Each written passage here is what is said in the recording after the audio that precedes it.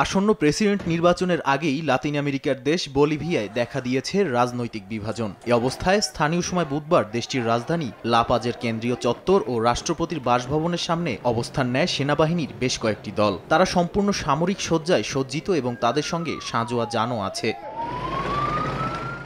দেশটির সেনাবাহিনীর এমন পদক্ষেপে সামরিক কুয়ের শঙ্কা করছেন অনেকেই। তবে বর্তমান প্রেসিডেন্ট নিজের এক্স হ্যান্ডেলে জানান, বলিভিয়ান সেনাবাহিনীর এমন কর্মকাণ্ড মোটেই কাম্য নয়। তাদের উচিত গণতন্ত্রকে সম্মান করা। আগামীতে যে বেসামরিক সরকারি ক্ষমতায় আসুক তাদের হাতেই ক্ষমতা হস্তান্তর করতে হবে।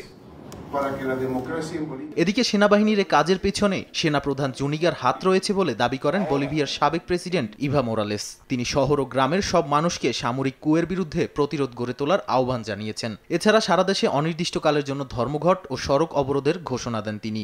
নগদের কাছে সব গ্রাহকই প্রিয়, তাই তো সারা দেশে ক্যাশ আউট চার্জ সবচেয়ে কম।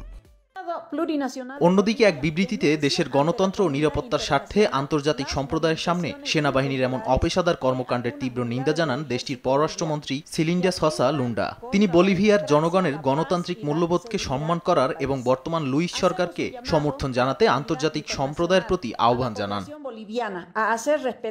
নাদিম মারজান, সময় সংবাদ।